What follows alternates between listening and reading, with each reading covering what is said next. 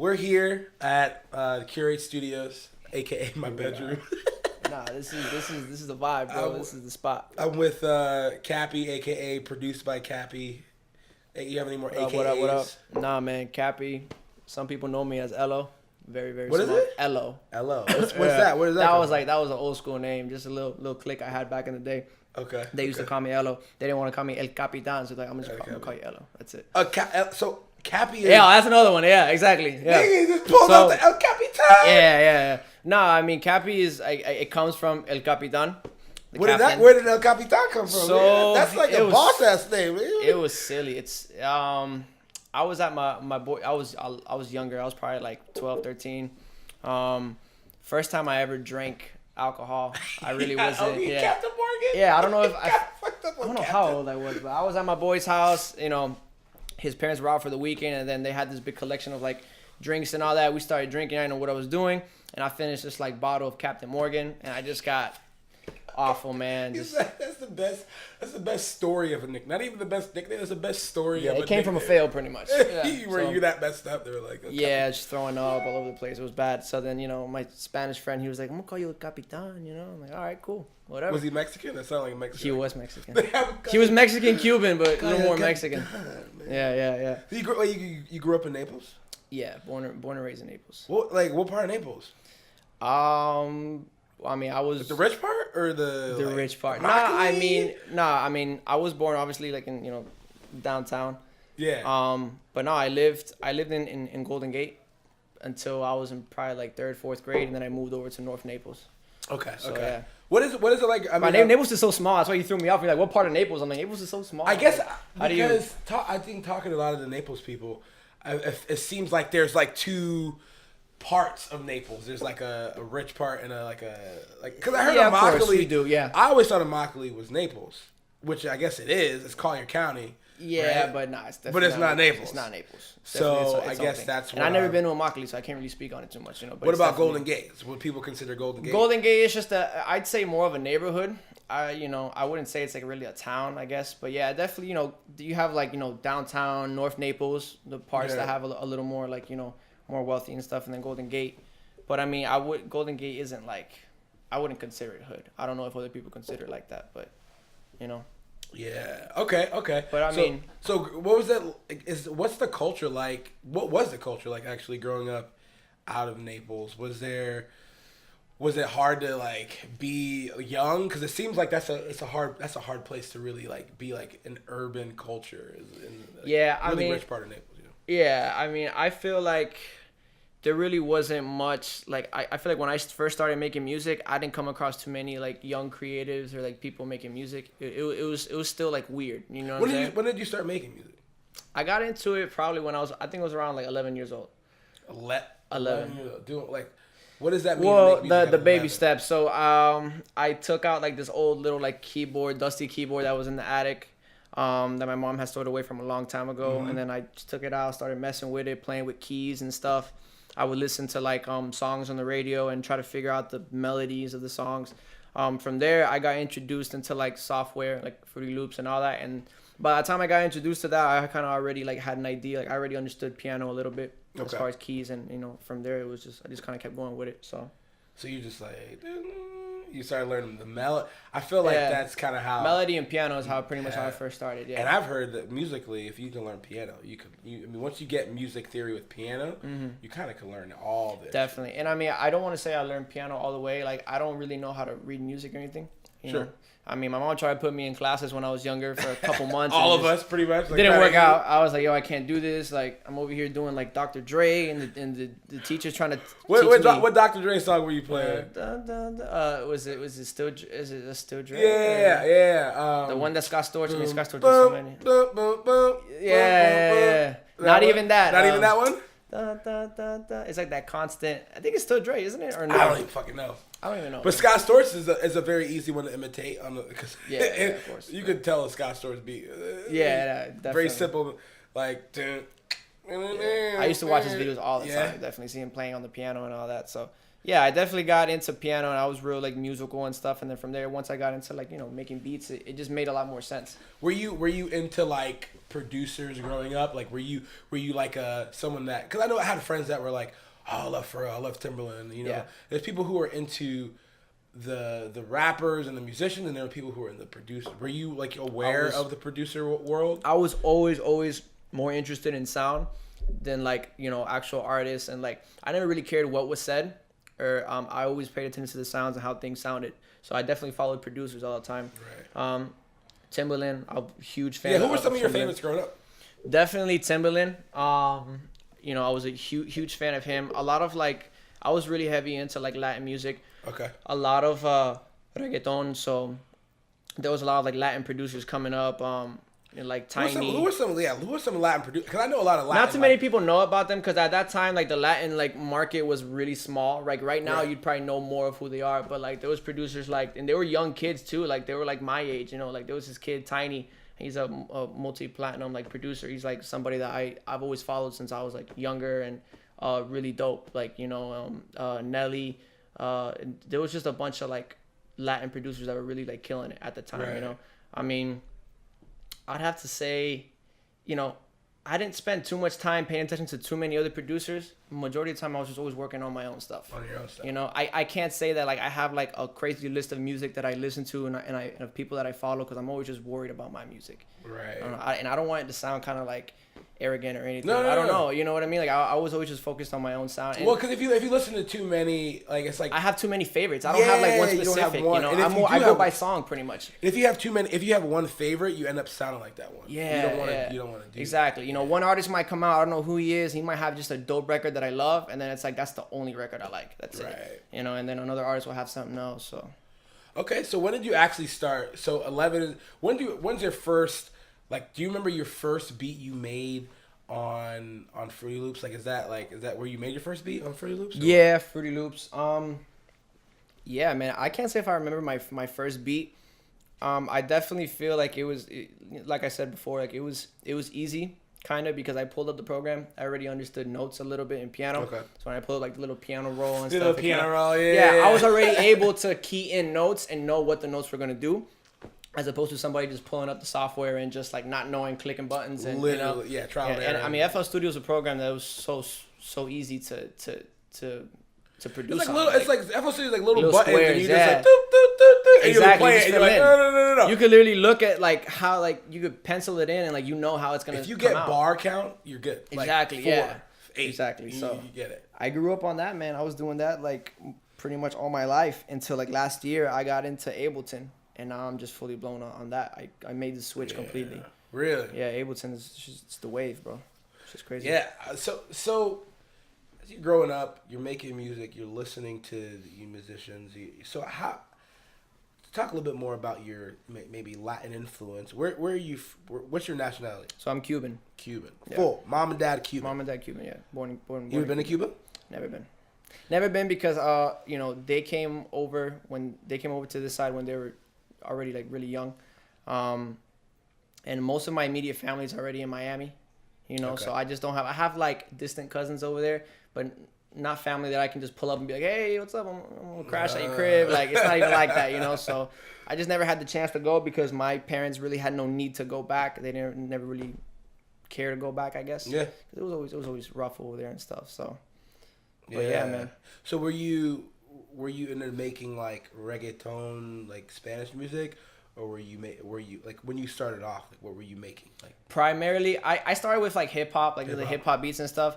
But then I started listening to like reggaeton a lot, and like I became infatuated with it, trying to figure out like how to get those sounds and everything. So I'd spend like a lot of time online looking for like the drum kits and like the specific sounds they use and everything. Once I got a hold of all that, and then I really went in with it. Do you feel like early on, not now because I think it's obvious now, but do you feel like hip hop had an influence on reggaeton? Like where did reggaeton come from?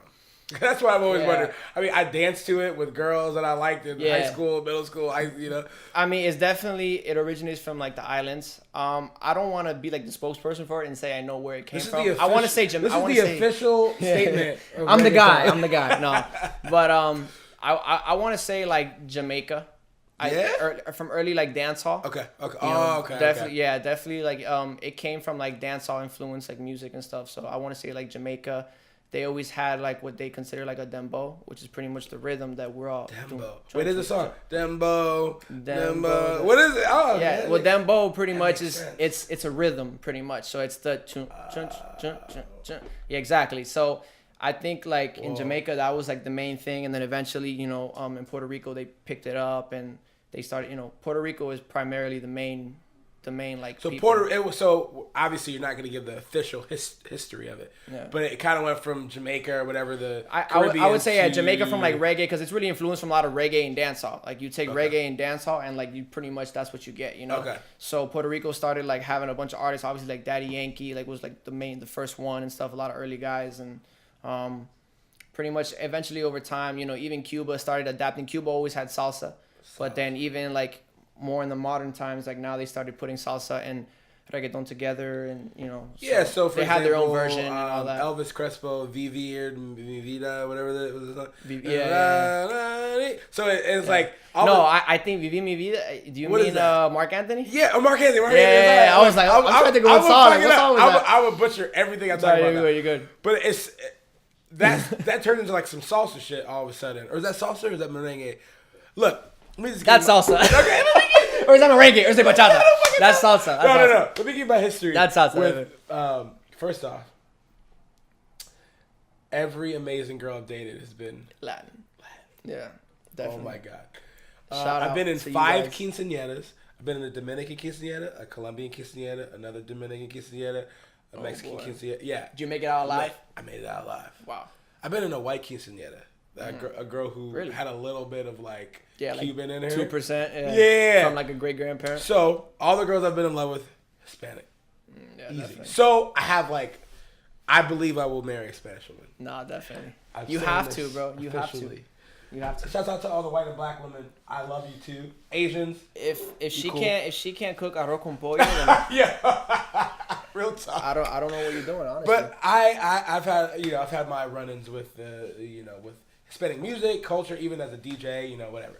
Yeah. But there is I feel like a lot of crossover, especially now with music, where you feel like, and something I want to talk to you about later, but I'll talk to you about it now, like the like trap reggaeton, the Latin trap, definitely. What's going on? That's like a big. It's crazy. It's kind of just happening really, really fast. But I feel like, for the longest time, reggaeton was like, the main thing, and it had its peak. Yeah.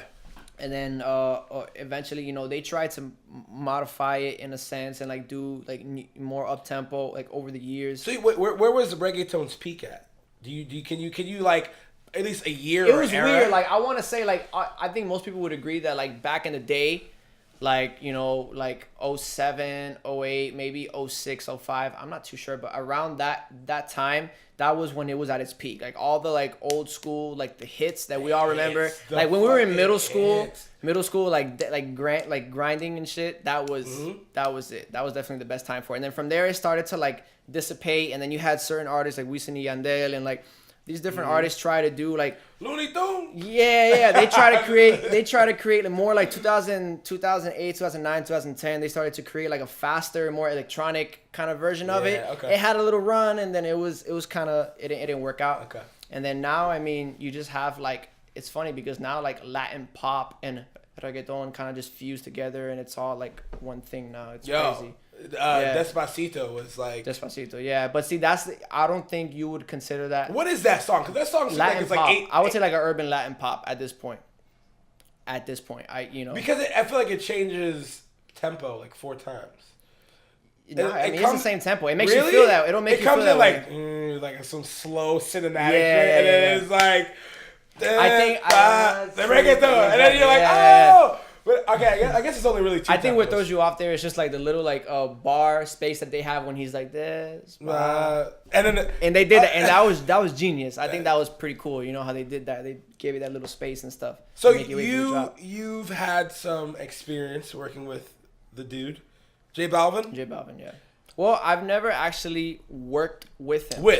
Yeah, but nowadays, in the music industry nowadays, you don't ever have to see anybody to work exactly. with. Exactly. You literally you don't just... have to. You know, I mean, at that time, you know, J Balvin was obviously like super busy and everything. A lot of times situations happen just simply, you know, you hear someone's music, you know, and you guys are at a certain distance, and then, you know, you just send over session files back and forth and you work, and, you know, and then you link up later on. So I've linked up with him a couple times, but like as far as I had the chance to get in the studio with him once, but I wasn't there at the time.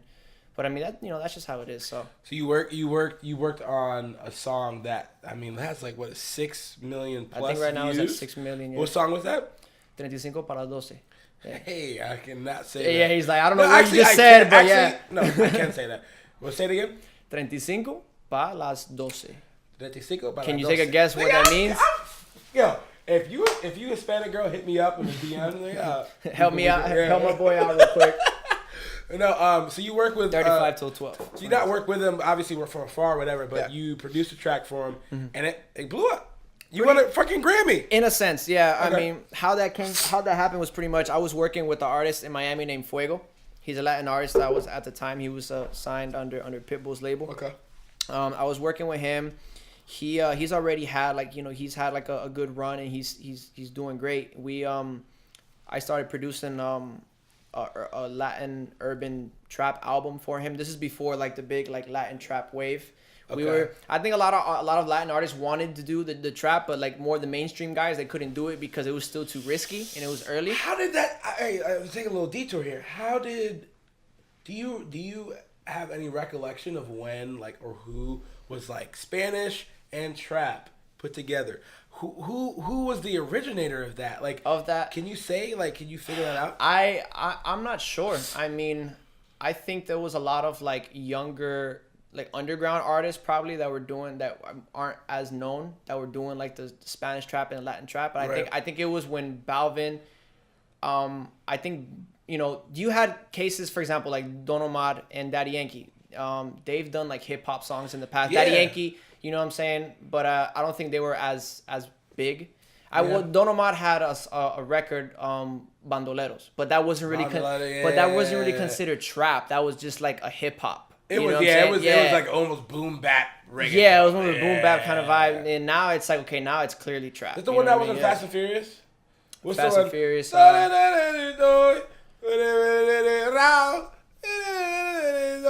was like an opening. I'm trying to think. I'm trying to. Yo, that's Bandoleros, wasn't it? I think that's it. Yeah. That shit was like. Yeah. That shit was like if fucking Jada Kiss. Yeah. And Mobb Deep got on a record. Like, it was like, yo, I don't know what you saying, nigga. I'm fucking with bars, it. Yeah, bro. I'm fucking with it. Like, the way he said that shit. Okay, so I see what you're saying. You know, so I mean, like, that happened before, but then, you know, as far as like the whole trap thing, that, you know, that was definitely new. So, I mean, I definitely think that Balvin getting on this record and releasing this record opened a lot of doors for a lot of the artists that want to do the Latin trap. You know, a lot of like I said, a lot of the mainstream bigger artists, they wanted to do it, but I don't feel like it was still too risky. You know what I'm saying? Daddy Yankee, I mean, first off, that Daddy Yankee nigga looked like 18 years old in the video. Yeah, they did some sort of video work to that nigga's face. That nigga looks young as fuck. How old is Daddy Yankee? He's he got some age to him. He first off. He got some age, but he still he's doing good. Like he got it. Like he's doing his thing. Yeah. That's just wild. Okay, so you have these artists who are, I obviously the Spanish trap thing's happening. So like what's his name? Bad Bunny. Yeah. What's like? Is he like the premier Spanish trap artist? He's popping right now, bro. He definitely has like the limelight on him right now. And there's a lot of other artists too that are doing it, you know. But I definitely say he's probably one of like the main ones right now. But there's a whole wave right now of like Spanish trap like happening, and they're more like underground artists, but like they're coming up.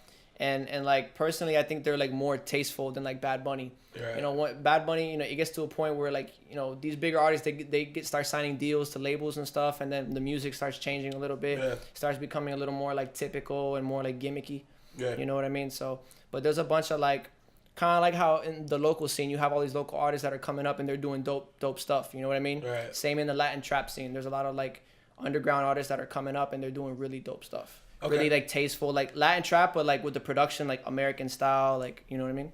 So let's talk about your journey locally and like what you're doing, what you've done, because I feel like outside, you know, we talked a little bit about a lot of the Spanish trap stuff, but you have been doing some stuff with some really dope local artists. Definitely. So I first like heard of you when I was like, I heard Nate Traveler's Life Factory shit. Yeah. Love that project. I was like, why does this shit, so what was your involvement with that what was your involvement with the project?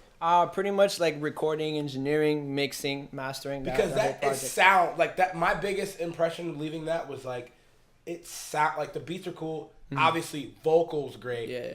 Which Nate, there's a lot of like magic and stuff that I do, but at the end of the day, it's all about the performer. Nate, you know, Nate has an amazing voice. Those are some high notes. Yeah. Yeah, I can't even. And he really hits that. There's nothing I'm doing there crazy. That's really all him. You know what I mean? He has like an angelic voice. It's crazy. But anytime I show anybody that project, they're like, first thing is, oh shit, who is this kid? Who's this? Mm-hmm. And why does it sound? So obviously, he has some big producers, Cardiac, like some dope ass producers, but it sounds impeccable. Yeah, and I think that's super important, bro. Impeccable. Like, what is like? Man, what is your process or philosophy around production, bro? Like, where do you get what has been your like major like focal point for production, man?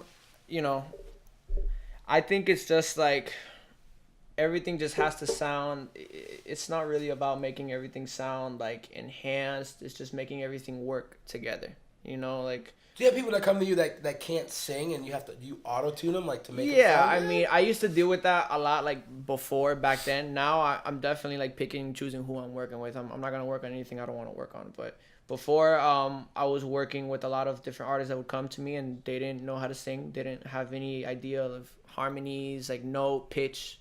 You know, like what do you do with someone that can't sing? I think that was to my advantage. Like I worked with so many people that, you know, they couldn't really sing, so it forced me to work harder and edit their vocals and like get their stuff right to make them sound right. You know, there was people like I would try to tell them to do certain harmonies and they couldn't do it, so I'd tell them, look, just throw a random note. You know, they'll throw a random note, a vowel, whatever, and I'll take that note, duplicate it, copy, paste, manipulate it, pitch it 3 keys up, 3 keys down. I sound like a robot right now. Yeah, but like, you know. How does that's the thing. And it got to a point where it was just like second nature, bro. You know what I mean? And then like when I actually worked with people that were talented and like knew how to sing, you know, it was just like it made my job easy and even quicker, you know? So. Do you feel like, it seems like that's where music is. It's like you don't really need to be that talented. You just need to have a really good producer. Yeah, and that's what, at least that's what it comes good producer, off good engineer, you know. Because like somebody you think about a Future or a Travis Scott, right? They're even early on T-Pain, right? Like they seem very like auto tune driven. Yeah, and their sound is driven by their auto tune tone and their all the effects. Yeah, you know, and so like if you were to do a live unplugged acoustic set, how would they do it? How do you feel about that? You'd be surprised. Got a lot of like unplugged. There's a lot of like live videos. They're supposed to be like live, like studio, but they're still edited a little bit, you know. But I mean, nah, definitely. They're at that point in the live phase. I can't help them much. You know what I mean? There's not much I can do. But like a lot of these live people, Kanye, right? A lot of this auto tune thing down. I mean, now you can do auto tune live. And live? Stuff. How do you explain that? How do you do auto tune live? I've never done it because like live mixing and studio mixing is two complete different. Really? I mean, they're in the same world more or less, but it's still different. You know what I mean? I've never really dealt with like live applications and stuff like that. But I mean, I would assume it's the same way, like same concept. You're recording, you know, your voice is running through certain preamps, compressors, whatever. Then you're running through the auto-tune software and then out to the speakers. You know, same way in the studio, just in a live situation, you know? I mean, auto-tune runs by key. You know what I mean? So you have to apply the autotune to the key of the song that you're singing to in order for it to work. But still, you got to be singing. You got to be 80% of the way there. Right. If you're just singing whatever random notes, you're still going to sound crazy. You know what I mean? So where are you working out of right now? Where do you like, where's your home base at? The main where I work out of primarily is the facility, which is my studio that I own over here in Southwest Florida. Where's that? FGCU, right? Yeah, right by FGCU off Alico. Okay. So yeah. And do you just take any artists? Like, how does that work? What's the process of working? Pretty much right now, I mean, how it's set up, I have engineers in there that pretty much run majority of like the client sessions. I have my personal clients that I work with, that I've been working with over years already. And it just depends. Sometimes, I'll get new clients that specifically want to go in with me. But, of course, like, I have a certain agenda, a certain schedule. So it just depends. I'll check them out, see their music, see what they have going on. If it seems like a situation that makes sense, then I'll go and I'll work with them, So you obviously your agenda is a little busy. And with that schedule, you're kind of going back and forth from LA. What's your relationship like with LA? LA pretty much was just like a place that I've always kind of been infatuated with. And then I just took a trip out there. To go see what happens, I just went out there pretty much like with my backpack. I didn't know where I was gonna stay or anything. Really? Yeah, I got there. When did you do that? Like what? This was already I want to say about like 3 years ago, probably like went maybe. Out there. Yeah, my sense of time is. Yeah, off. But like probably like 3 years, like 3 years ago. I went out there. I had a homie of mine, Nate, not Nate Traveler, but another homie of mine. Okay. Super dope artist and songwriter. He ended up moving out there, so that was my reason to go out there and see what's up. Stayed with him for a little bit, and I started just networking, going to different events. I came across another artist out there, which, you're just meeting different people. It's one big network. Yeah, I met one artist that led me to another producer, Next thing you know, I met this executive producer at Universal over there, and by the second, third trip, I was in the guy's office at Universal, like, having a meeting with him and stuff, and pretty much it's just been, LA's, if you're doing music, man, you have to go to LA. You definitely, really? Yeah, man. So LA is like the new you don't have to live there. New York. You could do anything. Yeah, I think New York definitely had like a better music scene before, but now I wouldn't say New York is like the spot. You don't really. There's not much, LA. man. It seems like it's LA. Yeah, and that weather is crazy up there, man. And a lot of my favorite artists right now out of here are in LA. Like Slight. Yeah, right? they all left out there. Ike, they all left me, man. What's up? So do you, what's your relationship like with like the? I want to call it. I'm coining this term. That's the family right there. This is the Renaissance era of Southwest Florida. So Ike, Slight, all those dudes. Yeah, Terry, all those dudes left out. Even Nate Traveler was out there. Nate went out there for a little bit too. Okay, yeah. So. Was that like a plan? Like we're all going out there? Definitely are. It was that scenario where everybody was saying they were going to do it, but you never really know. Everyone always says that, we're all going to move out to LA, but sometimes plans don't go as planned, but they went out there. It was literally one by one. Like I think, Slight, who was the first one that went out there? It was like Ike, Slight, but literally one by one, everyone just ended up going out there, packing their bags and left. Were you hanging out with them out there? Or yeah, when I went out there around like the second, third trip I took out there, I was hanging out with them. I would, I think we were in the studio a couple times and stuff.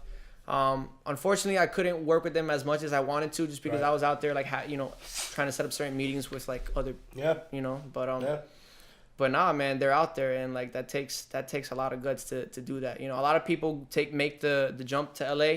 And they don't last. They don't last long. Couple months. And LA's tough, man. I don't know if you've been out to LA, but my brother's out there. My brother's in the film industry. Yeah, super expensive. And everything is just brutal out there, bro. Everyone's trying it's to tough. do It's the saturated. Same fucking thing. It's super saturated. Everyone's doing the same thing.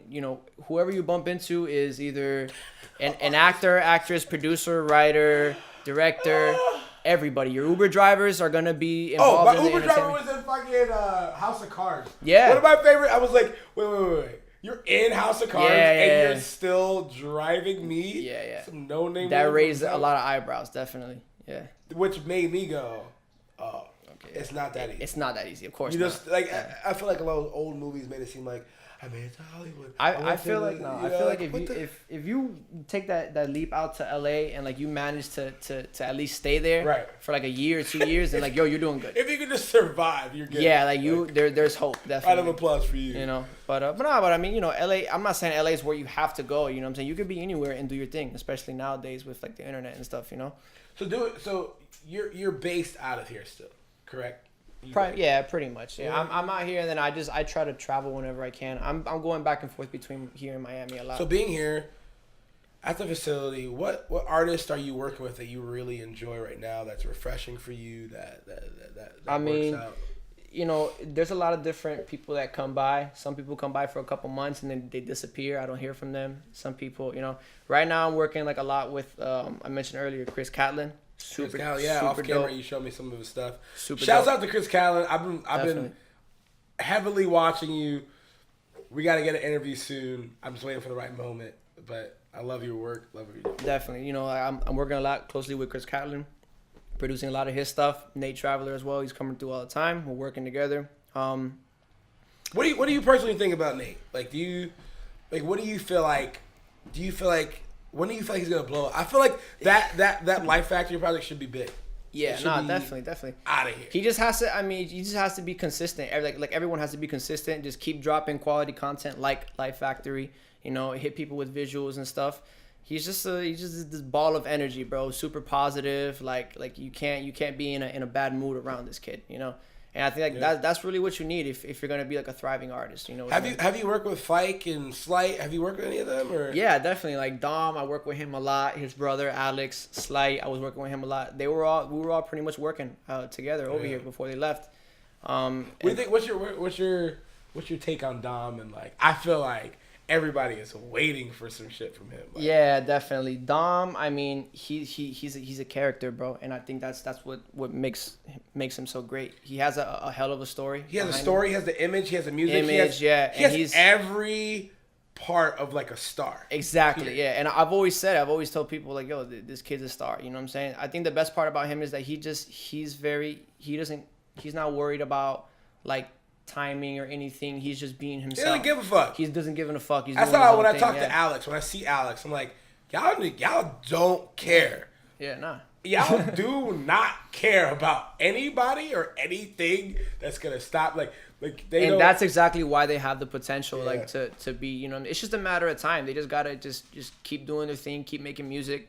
You know, fuck everybody. You know, whatever people tell you, people are going to try to get in your head, and like, you know, they don't let that shit get to them. You know, they just keep going. So speaking of getting in your head, does having like a semi-Grammy type thing like mess with you? Semi-Grammy.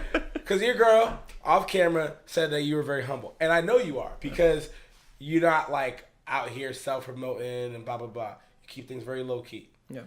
How does knowing like, yo, I work with J-Balvin, I got a Grammy, and then being in Southwest Florida, does that mess with you? Like, honest. Nah, man. I just see it as like, yo, it was an accomplishment. That's cool, but that's nothing to like settle on. You know what I mean? Right. There's definitely like I'm not content. You know what I'm saying? I definitely want a lot more. You know, at the end of the day, you can always come across a little accomplishments here and there, but it's about maintaining once you're there. You know what I'm saying? Like how many other records can you get? How many other hits can you get? You know what I mean? Yeah. So I don't let that like get to my head. You know, it's cool and all at the end of the day, but I don't think that's something to lose your head over. You know what I mean? I'm definitely proud. If I get to my head, I'm not gonna lie. J-Balvin, bitch, don't talk to me. No, I feel you. I mean, and like sometimes, no, don't get me wrong. Sometimes you have to be like that. I gotta put on that suit sometimes. You know what I'm saying? Around certain people, like, you know, you're gonna have like your artists and people that come to you with respect and they know what's up, you know. And then you got other like, you know, kids. There's a lot of these jits that come up, you know, in and out of the studio, and some of them just kind of come off with the attitude straight up, and it's like, yo, like slow your roll, bro. Like, I'm not trying to make it seem like I know everything, but it's like I could definitely show you a thing or two. Like, I've been doing this for years. You know what I mean? And the producer has a lot of power today. You know, Metro Boomin, these people who have literally like, who most of the songs now are like, it's like, yo, this is a Metro Boomin song, and Big Sean gets to rap on it, or Migos gets to rap on it, or Future gets to rap on it. What do you feel like the role? Do you feel like the role of the producer, the respect of the producer, is growing nowadays? Like, what do you feel about that?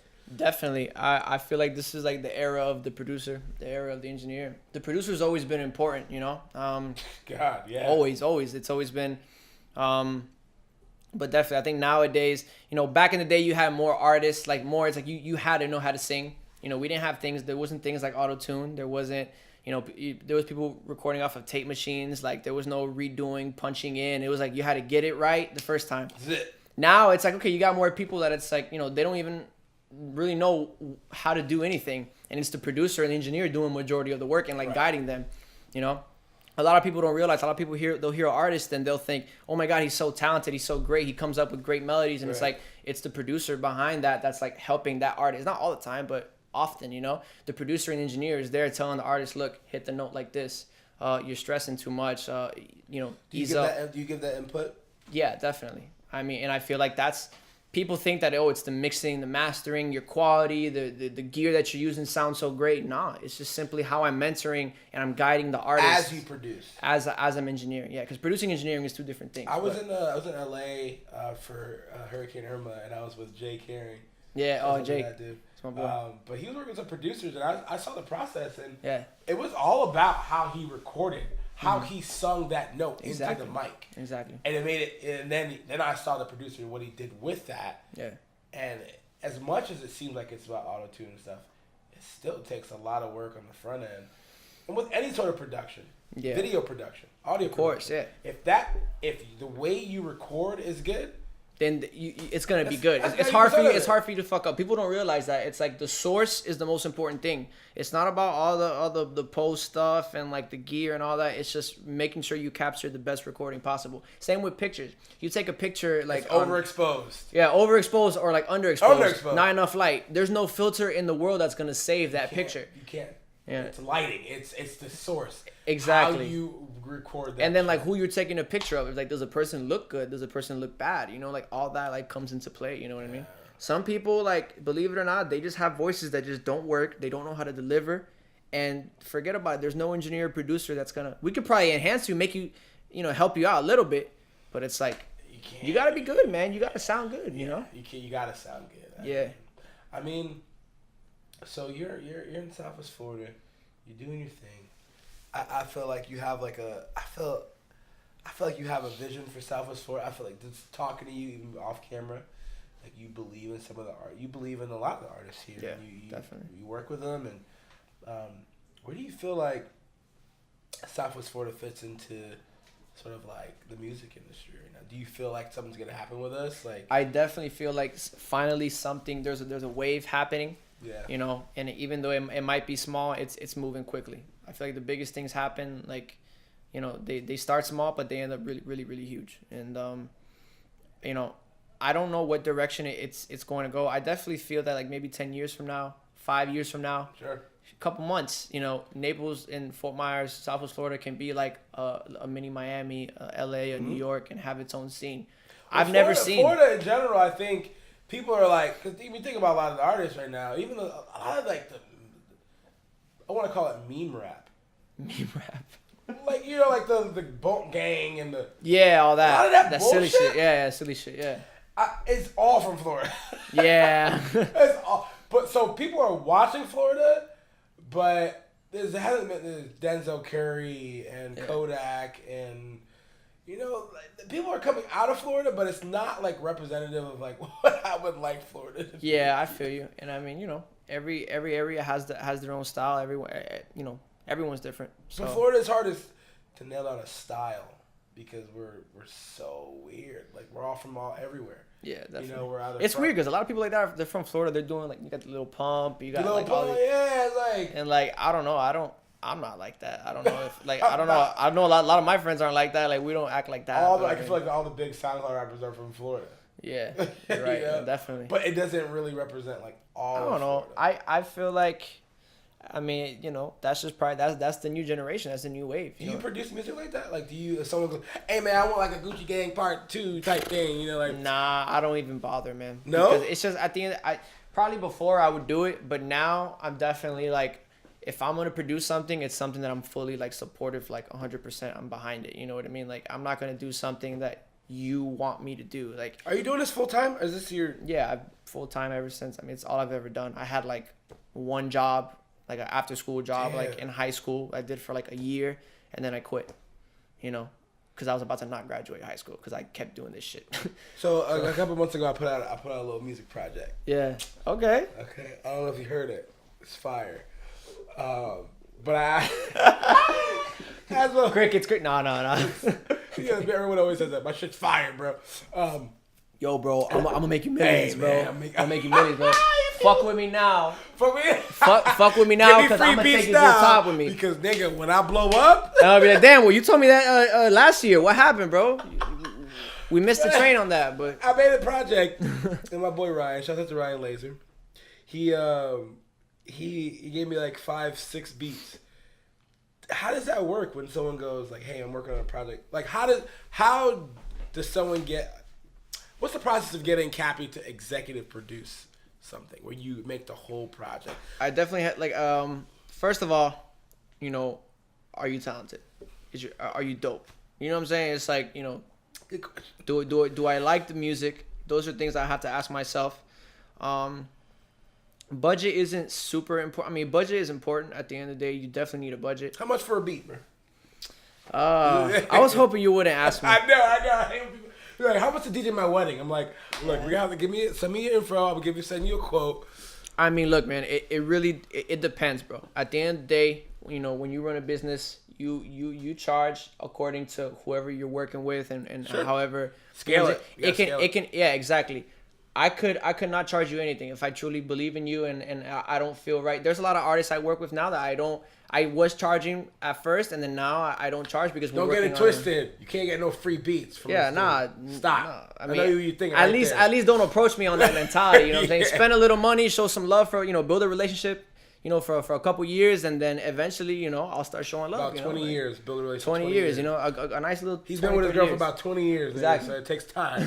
But no, man, it can range. You know what I mean? Yeah. As far as like an independent rate, I've done production for artists anywhere from like 1,000, 1,500 to produce a record. You know, when you're dealing with labels, it goes up. It can, you know, What's it like dealing with labels?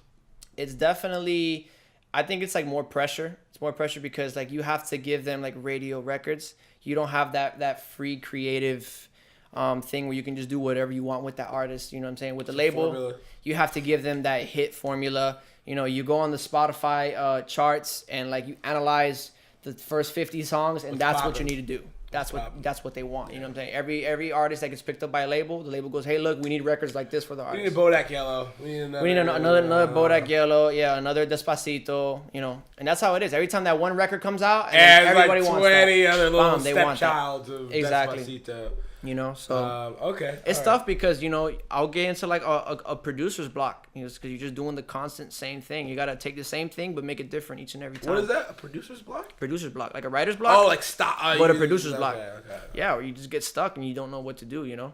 But you gotta fight through. It's tough, you know, because it's a business. So, kind of coming to the end of this thing, like, where are you at in your career? Where do you feel like you're at? And where do you feel like you're going? Like what's the vision, man?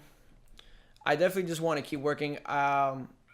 You know, I want to see how far I can go as far as like getting more records on the charts and stuff. You know, part of me kind of feels like I've been doing this for so long that you know, I feel like eventually I might like ease back and not you know, maybe invest in something else. Get into real estate, get into something different. It's to the point where I've been doing this for so long. Right. You know what I mean? That, you know, I don't want to say it's getting old, but it's definitely not a hobby anymore. You gotta get this little second avenue, a little side hustle, a little, you know. Definitely something else. But I mean, definitely, man. Eventually I would like to probably have like, I want to own like several studios. Have like several studios in several locations, studios that are like self-operating where people can go like rent out and use from, you know, really well-built facilities with like great equipment, great quality, but for like an affordable price. You know what I mean? Being so young, you were talking to you earlier, like you have this business mentality and a creative mentality. I think is like super cool that you can keep both at once. You're only 23. Yeah. I mean, what was your upbringing like that you were able to like think like that, or was it your upbringing, or was it like? I think since I was young, bro, I kind of always felt that way. I was never like, since I was little, that's all I ever wanted. All I ever wanted was to have like, you know, a dope studio to work out of, and that's just, you know, I always like pictured myself being able to make a business off of that and live off of that. You know what I mean? When I was little, like instead of like being outside playing sports, running around, I was inside making beats. You know what I mean? It's just something I've had since I was really young. You know, so. Any advice for like producers? Anyone in the music industry? Yeah, man. Don't sell yourself short. First of all, I think right now the problem is you got a lot of producers. A lot of like the online producers, they're trying to just, you know, sell beats. They're trying to monetize their production and all that. And it's like, focus more on like the art itself, you know, perfect the craft, and then like the money will come later. You know what I mean? Right now, a lot of producers are trying to undercut each other. You know, oh, I'll give you beats for $20, buy one, get one free, this and that. Like they're turning it more into a hustle kind of thing. Buy an album, get another album free. Yeah, yo, it's crazy. I've seen some crazy shit, bro. You know what I'm saying? And just be humble. Don't get big headed. It's really easy if you come from a small area like Southwest Florida. It's easy to get a little accomplishment and get big headed and get stuck there. You know what I mean? Once you start getting cocky and you start like, you know, talking that shit, that's where you start getting stuck and you get lost in the sauce. You know what I mean? So like, just humility's huge. Humility's huge. Definitely. Huge. At the end of the day, you know, people talk a lot about the music industry, and there's a lot of like, you know, they say there's a lot of like, you know, fake people in the industry. There's a lot of like sharks. There is. You have those people, but believe it or not, there's a lot of like, you know, genuine, caring, like humble people in the game. You know what I'm saying? And those are the biggest guys I've met. You know, Balvin, like all the big artists, they're like the most humble people you'll ever meet. It's insane. And it's like the up and comers, the guys that you don't even know of, that they think they're like on some Kanye shit already. You know what I mean? It's crazy. So. Well, man, I'm so glad you got to come. It's been like a long time. Thank you, bro. Thank you for having me. I'm sure we'll come recap in a year or so when you're fucking killing. For sure, bro. Out of here. Probably doing real estate, not even doing music or something, right? Tell us about the real estate. I'm selling houses now, you know. Like, hey, bro, you gotta have that hustle. I mean, I have like 4 other side hustles, but no, man. Thank you so much. I'm excited to see what you got coming with. Thank you. Other local artists, global artists, national artists. Where can people find you at, man? Where can people like go check you out? Just follow me on Instagram. Produced by Capi. I mean, you pretty much Google that. Like, that's pretty much what I use for everything. So, like, you know, Facebook, Twitter. I'm not too big on. I don't really use Twitter too much. They can't find you on the El Capitan. Yeah, no, that's long gone. That's long gone. You'll probably find like a MySpace page. Old videos. Yeah, they'll find like a MySpace page with some like Mickey Mouse kind of beats and stuff. But I mean, yeah, background music. Yeah, those are for sale. $20, buy one, get one free if you want. Go ahead. So. Oh man, thank you so much, bro. Thank you, brother. Peace. Thank y'all for watching. Peace out.